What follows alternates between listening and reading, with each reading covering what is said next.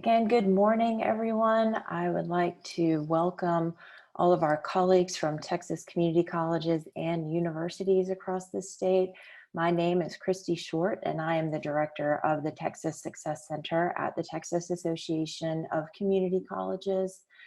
And as we navigate these uncharted waters and try to mitigate the threat of COVID-19, I know how busy you are as you manage this unexpected and unanticipated situation while you try to serve your students, adapt the operations at your college, and take care of yourselves and your loved ones. And it is encouraging to see so many educators come together to share and learn from each other.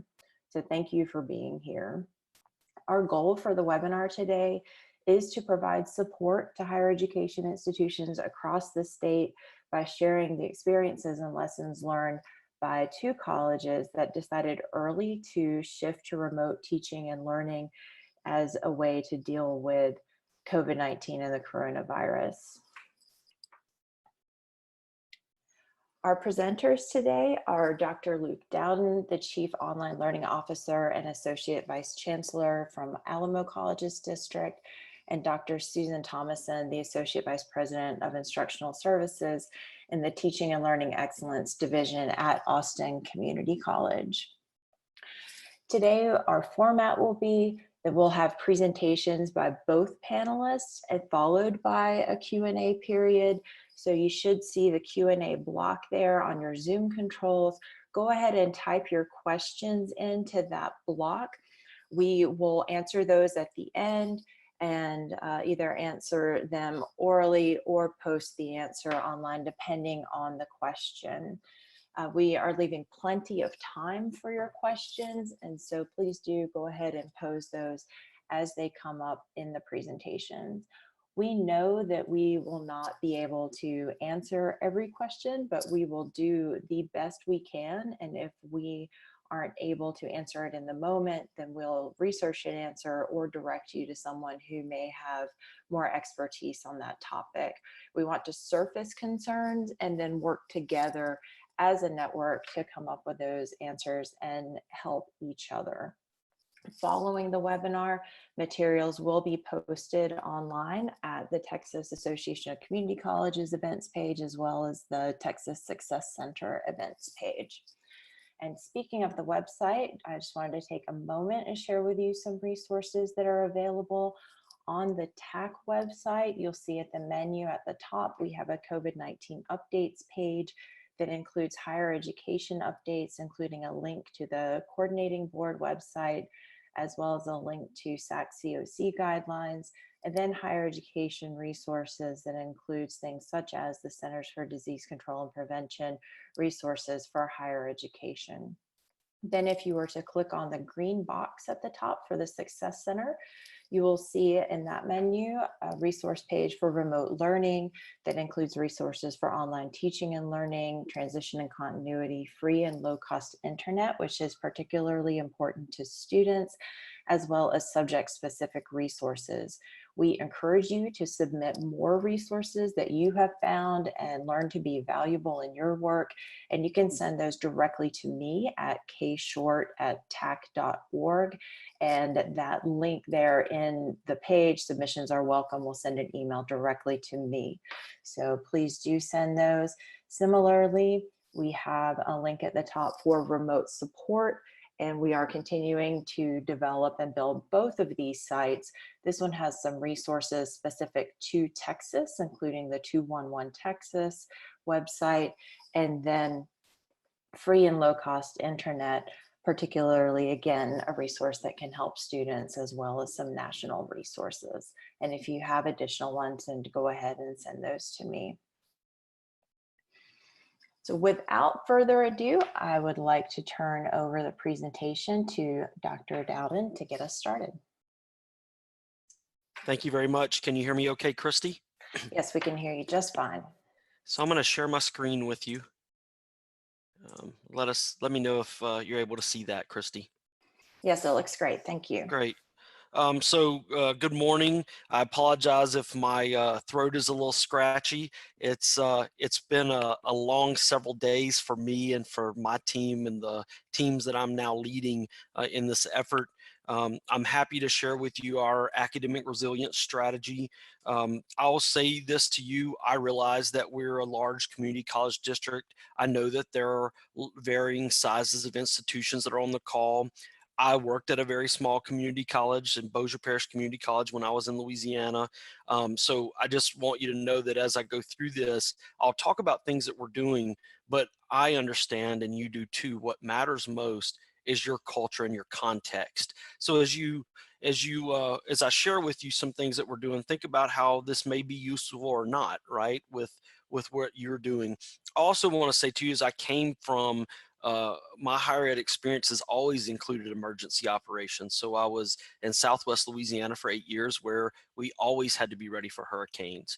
And so I've got that lens and that experience, but I realize that others don't, right? And so I also want you to know I'm aware of that. Like, this may be the first time that you've dealt with a major shift in your instructional strategy, as significant as this is. And so those are just some things I want to start with.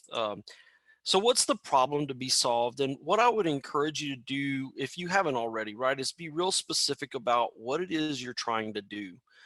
And for us, the problem we were trying to solve is what happens in case of a facility closure, right? Which we now are experiencing. So this was a few weeks ago that we got real focused. And what were our goals? Continue instruction and allow students to finish the semester.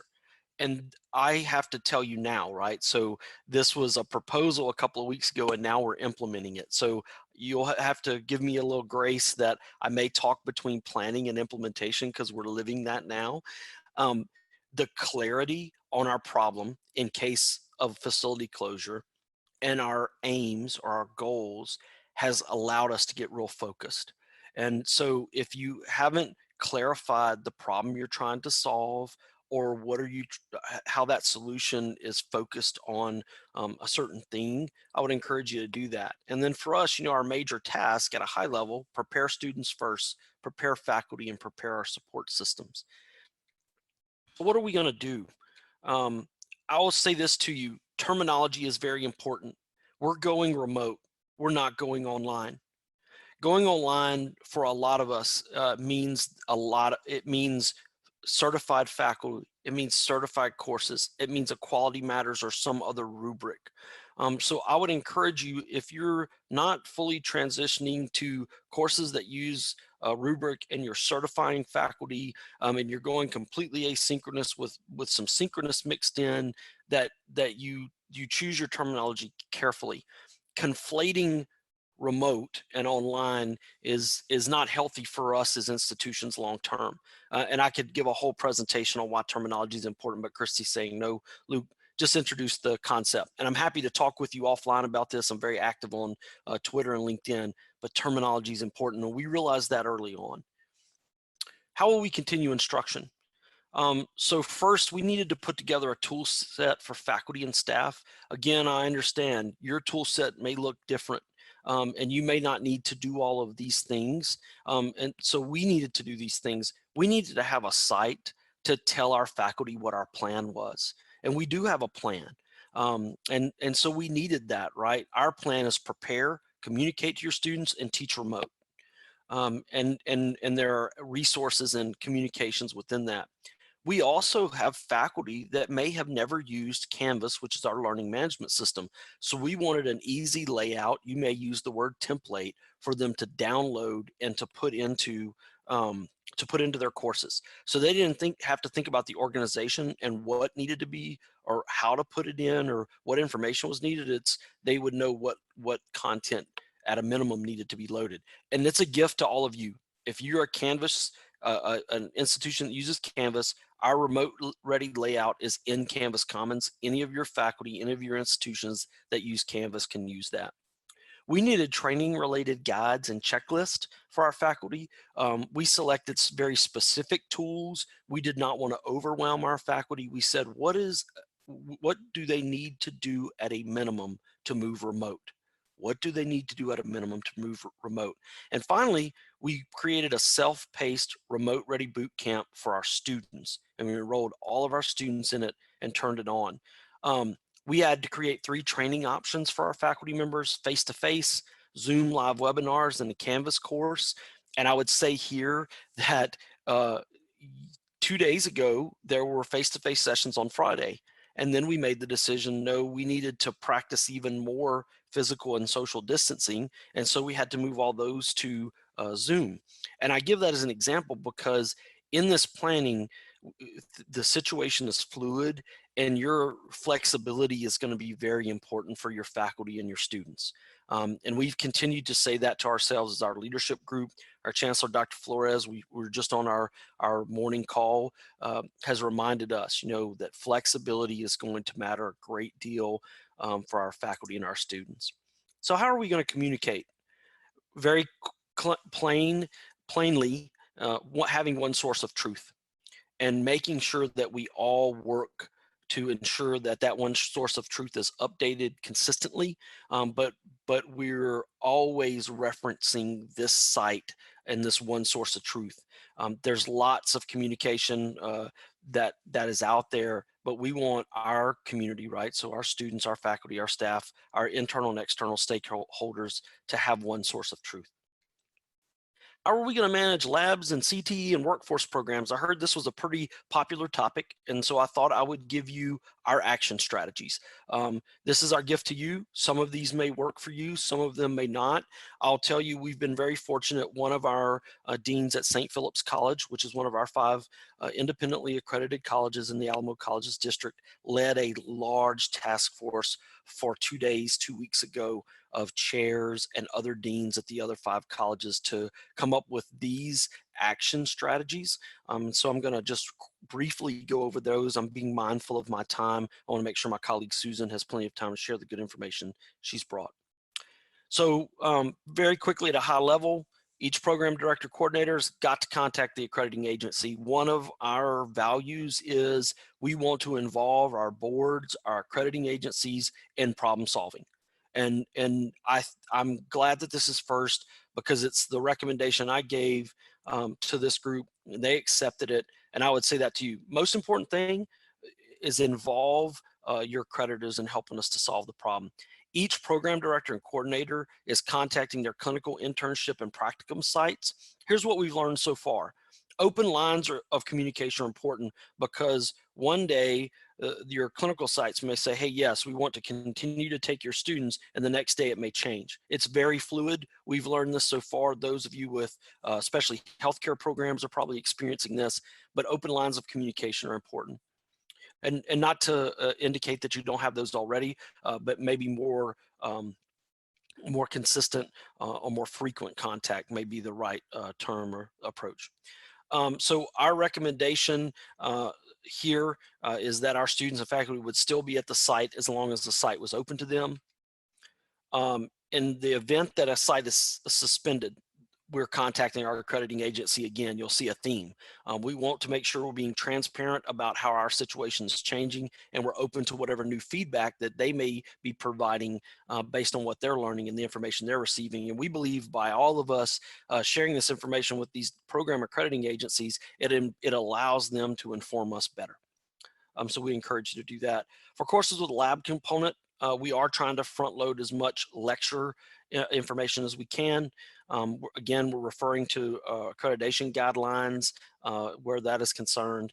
We are in the midst of an inventory of courses we believe cannot offer any part of the course remotely. So I don't have an analysis on that to give you, but I'll tell you that we are inventorying. We're using one inventory. Our deans, our chairs, our vice presidents of academic success are doing that to make sure that we have visibility on those courses. And so these are just some other items. I won't read those to you. You'll have access to these afterwards. But as you can see, it's a pretty robust set of 10 actions. Some may work for you and some may not, but we wanted to deliver those to you of where we are now, and we may add more. So how will we prepare staff? I can't take credit for this. Our IT services have coordinated and created an employee remote ready toolkit. Everything from how do you check your voicemail from home and change your voice message from home to how do you VPN, right? So if you need VPN access to access the network to get information off the network, how are you going to do that? So these can be just some very basic things, right? If you have an emergency notification system, have you looked to see if you've updated your settings in a while? So I received that message and did the other night and didn't realize that I wasn't connected to messages or message streams that I thought I was. So this does not have to be complicated. It can be, what are the basics? How do we forward our phone? Are we able to check our voicemails? Those type things. And what are we learning? So last slide, thank you for your attention, is we need to increase our efforts around alignment of strategy and message. That's very important. You will have to ramp up your efforts to do that so you can make sure you're being consistent and clear in your message, especially the larger organization that you work at. But this observation is really for anyone of any size. We have to be able to pivot. I gave you an example earlier. This particular emergency is very fluid in nature.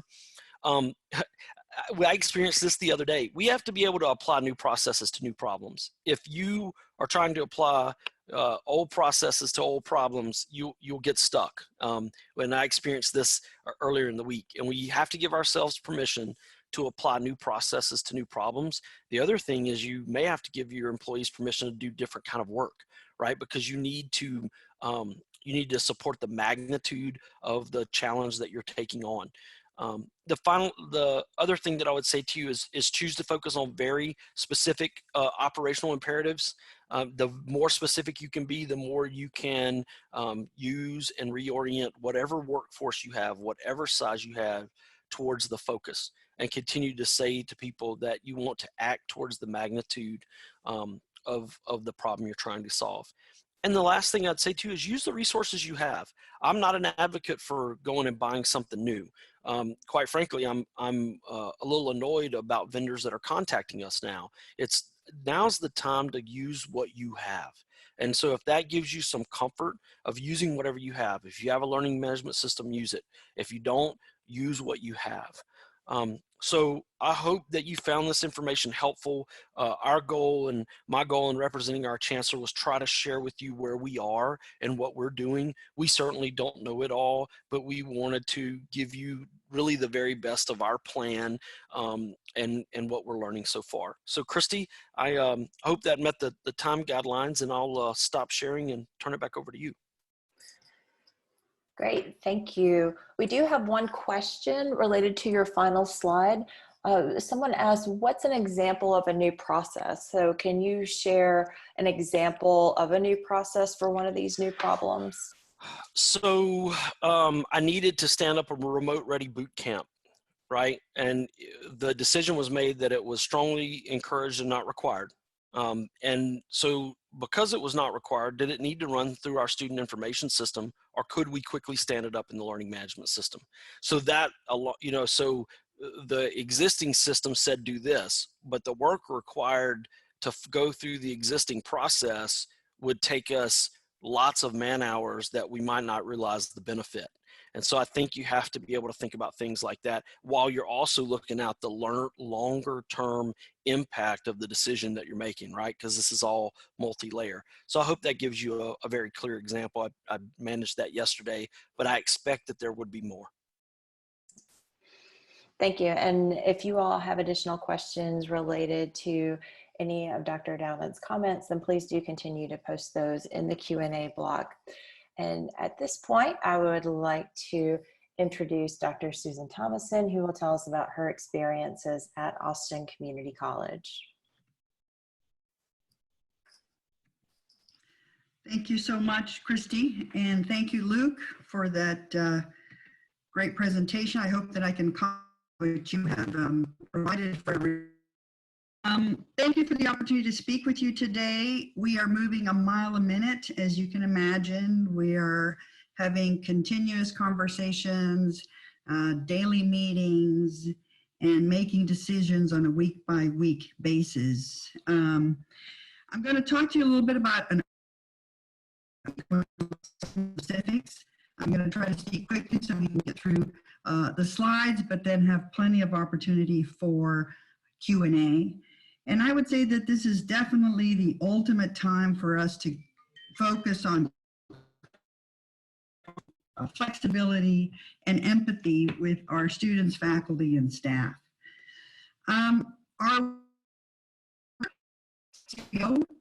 We have a continuity planning effort, planning team, a communication strategy, faculty leadership focus,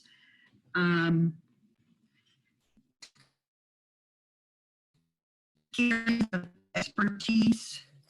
Hey, Susan, we're having some audio issues, so let's pause and see if we can resolve those issues before we go on. And it doesn't look like your slides are sharing yet, so if you're trying to share this, could you go ahead and reshare, please?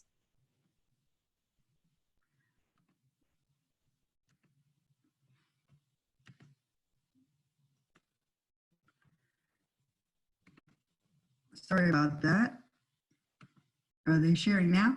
Yes, they look good. Okay. All right. Thank you again for the opportunity to share this information with you today. And these particular focus areas. We started initiating this work several weeks ago, pulling together a planning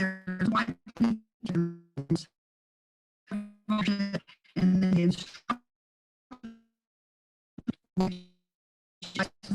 associate vice presidents, deans, directors, department chairs, etc.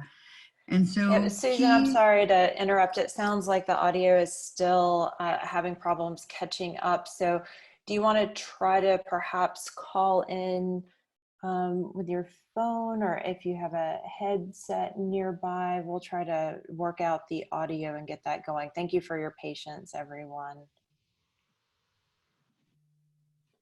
So we were talking about the importance of having inclusion of all of these different elements within the planning team, a lot of different parts within the instructional side, but clearly work around support and integration of student affairs, campus operations, administrative services, and college communications.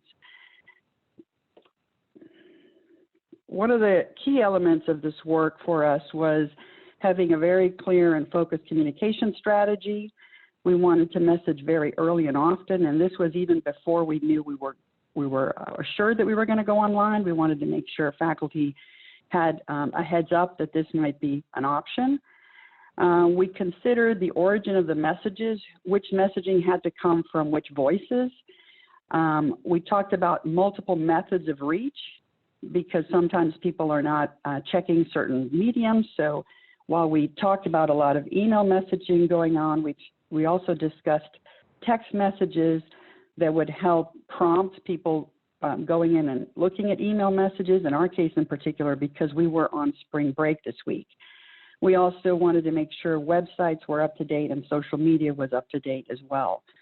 We also had additional targeted instructions so that while some of the email messages were very lengthy with a lot of information, we repeated messaging that was more focused through different mediums, messaging, for example, about training or about access to technology.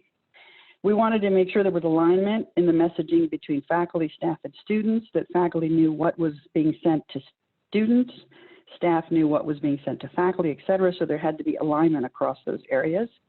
We also had web resources with continuous updates that were date stamped, so faculty, staff, and students were assured of when that was most addressed and up to date. We talked about having contact information of where to get help. We made sure there was centralized coordination of the messaging. So a lot of our messaging, regardless of who the audience was sifted sort of through some of our marketing or PR folks, just so that the messaging was had the same messaging around not just what we were doing internally, but what was happening externally to our external audience and community. And then we wanted to include a frequently asked questions section that had to be monitored on a regular basis because there were so many changing elements in this work.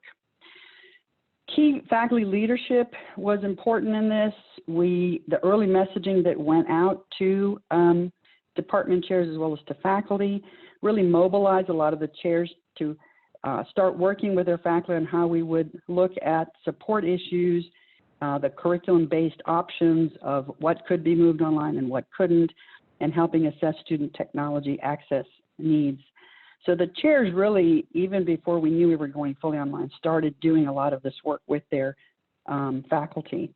Faculty Senate and Adjunct Faculty Association was also involved in helping us get questions and answers to faculty who had a lot of sort of uncertainty around this. We wanted to ease tensions, we wanted to allay fears, et cetera. So they were a key player in this work. And then clearly the role of those leadership teams and members within the structure of the academic side who did a lot of the planning, talk through and finalized communication, considered what faculty technology access issues were, and making key decisions about timelines and resources, et cetera. So faculty leadership played a big role and continues to play a big role in this work. We looked at course conversion options. We looked at which courses did not potentially need facilities access and which did. We looked at which could be moved fully online. We looked at which ones could have lab components that could be done remotely. We also looked at options for experiential learning that could be moved to remote options. And then which ones did require facilities and whether we were going to be able to provide access.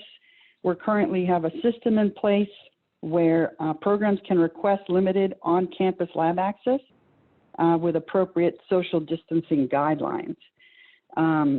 So that's being done with department chairs and deans and our AVPs on the instructional side of the house, and also looking at which courses might need to be postponed and which courses might require incomplete. So all of those are sort of on the table and are being addressed in the coming weeks. We have postponed the start of our classes to the end of the month, so it's giving us next week to work with faculty on a lot of these issues and addressing any other kinds of equipment or supplies we might need to mitigate those opportunities to have remote labs of sorts. We looked at pulling together also key areas of expertise that would help define and guide the work that we were doing. So the Distance Education Office helped us establish minimum criteria for online course conversions. You'll see a web page that I will show you a little bit later on how we define that. While many of our faculty in distance education had gone through Quality Matters training, and we're leveraging those faculty to help support others, in this particular case, because of volume of courses that needed to be converted, we just established those minimum requirements. They looked at distance education is also offering online training options, and they were providing statistics for planning, looking at how many of our courses faculty had already taught online, how many were using Blackboard, which is our learning management system, but did not teach online courses, and then who are the faculty who had never accessed Blackboard. We are fortunate that every single one of our courses or faculty have Blackboard shells for their courses, whether they choose to use them or not. And so that helps us a little bit in expediting some of this work moving forward. Instructional design is offering in-person training as well as open lab options. The library is a very significant player in this work. They already have a lot of resources and online support options available. They're working on expanding the LibGuides by discipline with additional online resources and virtual labs and a variety of other things that the department chairs could use as they move online. We're also, the instructional technology department was looking at how we were going to support faculty who needed technology, who did not have access at home. So we have repurposed iPads with keyboards and pens, and we will be handing those out to faculty who complete a form, a technology request form. We'll be distributing those to faculty. Students do have access to iPads that they can check out through our library system. Instructional technology is also providing additional campus-based level 1 Blackboard support online remote. Faculty Communications, again, has worked with us on the websites that have provided information for faculty. They have worked on some of this targeted or focused marketing and promotion of the resources available. And they have developed, sort of pulled together the folks that were critical in developing our continuity guide. And then we have peer faculty mentors who we are leveraging, faculty who have either gone through Quality Matters training or experts in online instruction, who will be able to support other faculty peers in transitioning online through the end of the semester. We have a number of resources for students. We're fortunate that, again, many of these had online components already. We are considering expanding several of these. We have considerations around which of these might need additional technology options if they have to work from home, such as advisors and counselors, what we might do about testing, how we can provide additional support for students in online course design, as well as other support needs through Special Populations Office. So we are looking at all these different services that were already available for students and how we can ensure that they are continuing to be available online. And then resources for faculty include our developing very early on of a continuity guide. Again, before we had even made the decision to go online, there's a link there that we'll be able to share with you. Our quick start guide includes those 5 elements of sort of getting started. We wanted to make sure we did have technology access for our faculty, hardware and connectivity, so we have staff addressing that particular issue. We have training sessions scheduled. Our library resources and services are also available 24/7 in a variety of ways for our faculty and students. We have online support systems established where some of our full-time staff, but as well as some of our hourly staff, can provide additional support for faculty in terms of Blackboard use or moving online. We're looking at how we work with procurement services. We've needed to make orders for specialized equipment, some lab equipment. We've ordered some masks for some of our health sciences programs and things like that. So we've talked about also possibly needing an emergency request for additional iPads. So our procurement services become critical in terms of how they respond to these particular needs in a quick effort to move online. Human resources information for all of our staff, but in particular for faculty in terms of how we can support. There's been some concerns about some faculty who just clearly don't want to be able to around facilities, and we did make the decision this week that next week we are not going to want faculty and staff back on campus, which is what we had originally stated. There's a general college coronavirus website, and then there's an FAQ that is monitored regularly. The Teaching Online Continuity Guide content includes the following items. There's a link there for you to take a look. We are updating the FAQs on an ongoing basis. We have the Quick Start Guide, which was the sort of basics that you would need to get your course ready and up. Again, we have peer mentors as well as instructional designers and distance education staff who are available to help do this. We have numerous training options scheduled, which I've listed here. We have synchronous options. We have in-person small sessions, which meet the CDC guidelines for social distancing and cleaning of facilities. We have self-paced online tutorials that faculty can access. The peer mentor program we've established. We have one-on-one sessions with trained faculty and staff that faculty can access. And then there's been a lot of, in addition to all the vendors who have been reaching out, as Luke mentioned, there's been a lot of external training options made available from some of the larger entities, and we'll be sending those resources to TAC to add to the website. So I could guess, because I've been involved in distance learning for about maybe almost 30 years, I have seen distance learning done in a lot of different, using a lot of different mediums in a lot of different ways. And I think the basics for some of this needs to just focus on sort of the 3 elements of the instructional process, and is what you see here. And note that we can use a lot of these tools that already exist, as Luke said. We don't want to try new things. Some of the schools, if you don't have a learning management system, if everybody doesn't have a Blackboard shell, if you don't have preset course templates and things like that, there's so many ways nowadays that you can do this. And students are familiar with a lot of these. You know, we've heard of instructors who teach courses just using Instagram, for example.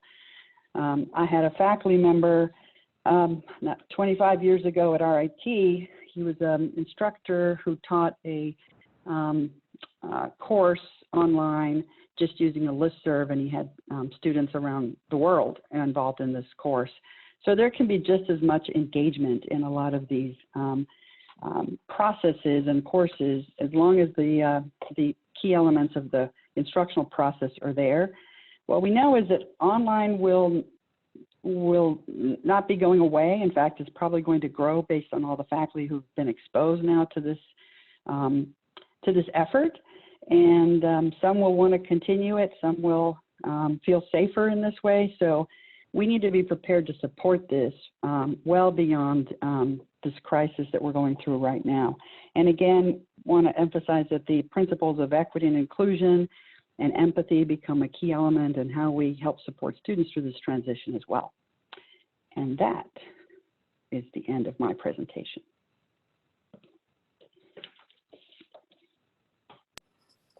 Thank you, Susan. So we will get to some of these questions. I think a quick one here that you can address is where did your faculty get the masks for these health classes? We actually placed an order for those. We had some students at clinical sites locally, and the staff on site were being asked to wear masks, but the students were told at that point that they could just wear surgical masks. And we felt the need to go ahead and place that order. So we did place that several weeks ago. I can share with you the vendor that we used to get those.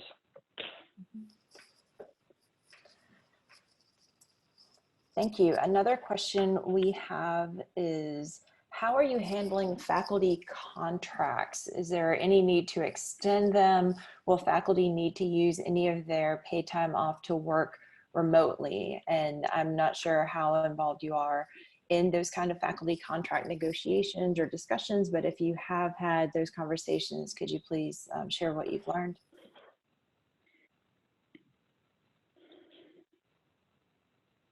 I don't know if Luke has. I haven't been involved in those conversations. What's the question again, Christy? I was kind of scanning through these.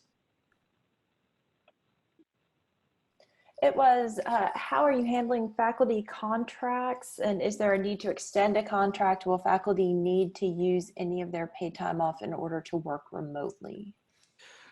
So we are having a lot of discussions about that. I mean, one thing that's going to determine your faculty contract's extension is whether you extend your term or not, right? So one of the things I would encourage you to do, though, is become conversant with what's in the faculty contract if you haven't pulled that and gone through it. But we are talking about a lot of those things, like what's the impact on our student workers. So hopefully you saw the guidance from the United States Department of Ed. I thought they gave great guidance, made a great decision about federal student workers.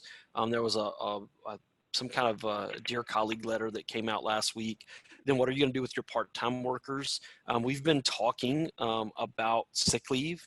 And so what do we do when someone is remote, but they need to take sick leave, right? And may not have a balance. And so we're still a lot more in the discussion phase than we are in the answer phase. But in terms of the faculty contract specifically, it'll depend on whether you extend your term, your semester or not.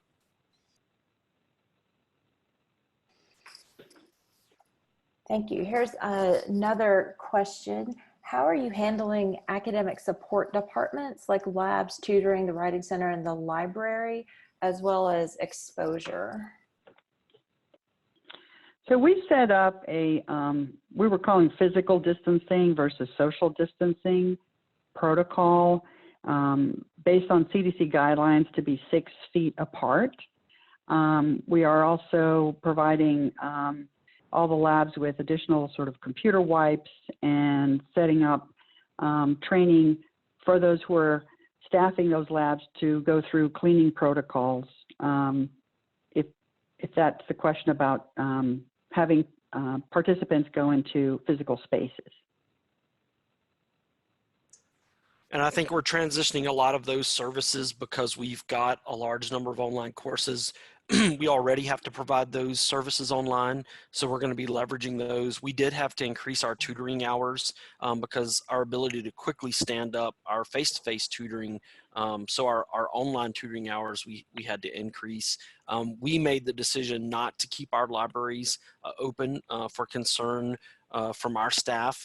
So though our facilities are closing this week, but we are communicating to our students. We have a very robust Wi-Fi network about using our parking lots. Our students do that already. And so if you maybe have your AP access points that you could direct or increase their coverage area to your parking lots, we've had a lot of conversation about doing that at our colleges and regional centers so that people can have Wi-Fi access. Thank you. We have a couple of questions here about very concrete actions that faculty can take to communicate with their students, like sending bulk emails to their students, using email to send lessons to students, as well as just in general sending and receiving assignments. And my answer, and please do chime in, Luke and Susan, would be that that would be dependent on the type of system that you have set up at your institution, whether you're using something like a Blackboard or Canvas, so the infrastructure that you already have, and then adapting to the needs of your classroom as well. And we do have some of those resources that include specific strategies on the site, and I will show you a few of those really quickly, and you can explore those again a little more in the future. But these are some of the links from the Texas Success Center remote learning page. You'll see here that this is a Get Online Fast document from the Virginia Community College System, and there are different suggestions for lectures, group work, presentations, and so on and so forth. We also have some guidelines from ACUE here about how to convert your class online pretty quickly, and then some best practices as well. So we do have some of these resources available online and suggest that you peruse those. And additionally, for those of you listening who found other things that work, then please do share those with us. And so Luke and Susie, if you have other suggestions or recommendations for those kinds of nuts and bolts, very practical questions, then please go ahead. I'll go back to what I said at the beginning. It's all about your culture and context and what your plan is. And I think it's very, our Keep Teaching website says to faculty, this is the plan. The first tool to use is Zoom. Send a recurring meeting for the same time, same day, because students already have that blocked out in their calendar. You put these items in Canvas. If a student says they don't have access to either, the technology they need, refer that to your technology department. If a student says, I have access, but I don't have the latest, greatest phone, then allow them to call in on Zoom, which they're able to do, right? That's the nice thing about that particular technology, is it works with the lowest level of technology that a person may have. And then the last thing is email. So if you're not hearing from your students, they haven't engaged, reach out and use email. So I think you need to be able, and someone put this earlier and I answered it, is be as flexible as possible with your students. I mean, the goal should be to help them to complete the instruction. But again, your culture, your context, and the plan, and sticking to that plan so you're consistent across the students, all of the students' courses as much as you can be, is important.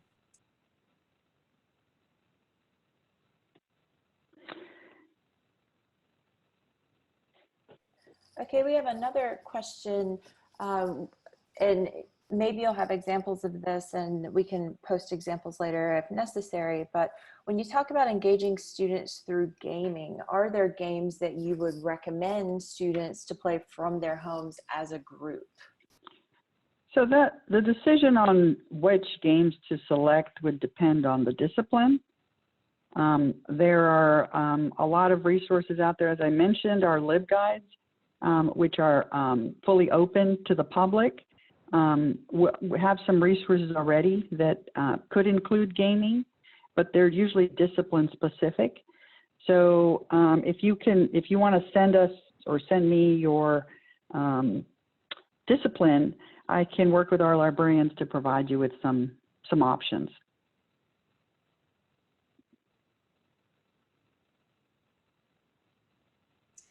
Yeah, and again, I think that's it's a subject by subject, faculty member by faculty member. If you're not already got a game programmed in, I wouldn't try to introduce a game. I would not introduce any more new technology than maybe you're possibly already having to introduce. So but again, that's at a faculty member and a discipline level on how they may have to convert something like a lab to a virtual lab. And recall that sometimes you could actually have labs done at home that are not necessarily online. Our culinary faculty are talking about, this isn't a game necessarily, but having lab kits with ingredients that students could then pick up and use at home to create the recipes that need to be created. So there's a lot of ways that you could look at this in terms of gaming where people could do it through social media. I agree that you don't want to start a whole new system, but there are things that are easily added and elements that are potentially easily added that wouldn't require a lot of additional technology or training that could be incorporated in the classes. And to underscore what Susan said, I would just say, think about your student. It may have been a long time since we've been students, right? And so I would just encourage you, think about that student, and is what I'm doing going to be easier or even more difficult? Is it going to add to the cognitive load? Because just like our faculty members, they're having a big shift in transition for those that aren't already blending their schedules with some form of hybrid or online. Christy, there's a question about peer observations for teaching and course evaluations. I'm going to answer it a little bit differently than the questions asked. We've had to look at our academic calendar, right? So we're at midterms. So what are you going to do with midterms? So while you get really focused on how are we going to respond, the regular cadence of the semester is happening. And so we have looked at moving our midterm grades. We've looked at moving our faculty observation times, right? So we use a system. So we've given longer times and leeway for that. We've really looked at the timing. And then, observations can be done in Zoom, just like we would in a classroom. If you're not using that kind of technology, right, then you'll have to come up with your strategy, again, back to culture and context. But it's a great question about picking your head up, looking at the line of sight of, what are these other things that are affected by us moving to remote? And how are we responding? And what is our response? And a lot of those fun, complex challenges, Susan, I'm sure you're experiencing that as well, as well, and as you move along with your remote strategy. Yeah, we have the challenge now to move all of our student course evaluations online, and what tools we had some that were already online, but we were doing most of ours on paper physically. So we are working on that. Our portfolios are now working. We're working through a process for storage of that material through Box, and that's something we had actually already started before this happened. And then we are working with faculty, and again, the department chairs are heavy hitters in this work who are looking at how we're going to do observations for those areas that we'll need to do that in the next 6 to 8 weeks, which is what we have left in the semester. I don't have experience with Microsoft Teams. I don't know if we answered that already. Are y'all using that at all, Susan? No, we're not. Again, we don't want to incorporate something new like that at this point. Someone asked about an incomplete being issued. Christy, do you want us to address that really quickly? Sure, if you have experience with that, go ahead. So the question is, when an incomplete is issued in a course, are they completed on one-on-one basis or as a class? I think it depends on the class, right? And the topic. That has come up a lot with what happens if we cannot move from remote back to face-to-face. So what happens with your labs, clinicals, and that's why the communication about your your evolving situation with your accrediting agency is important. I suspect that's where that would come in. I would also say this. So earlier I said you need new processes for new problems, but incompletes aren't a new problem, right? So you want to also guard against reinventing the wheel. Like, and we've actually done that exercise with our vice presidents where we feel like we're presented with a new problem. We'll say, wait, is this, does this issue exist already? Yes. Okay, we have a process. Well, we don't need to create a new process. We just need to implement the one that we have. So I wanted to give you the counterpoint to something I said earlier. I wouldn't go out and create a bunch of new processes. Do it when you have to. I gave you an example, but apply what you have already that you've built and refined over years. And Susan, you may have information because it sounds like you're working closely with your library, but this could also be something you need to take back to one of your librarians to learn the answer. But if the libraries are staying open, how are the materials being disinfected without being damaged? Yeah, we are actually put in a text to my to our Dean of Library Services, and they have a variety of things that they're doing. With gloves, they have a solution of alcohol and water that they use for exterior parts of the book. We've talked about some options to quarantine books that are returned after they're used. We know that there's CDC guidelines for that. And potentially work around, again, cleaning surfaces and things where students are placing materials, having very, very limited students accessing libraries and checking at the door. Our libraries are no longer public spaces. They're posting something on their website that has protocols for how they're cleaning so that our patrons, our student and faculty patrons are aware of that. And I will share that with you so it can be added to your FAQ or to the website. Thank you very much.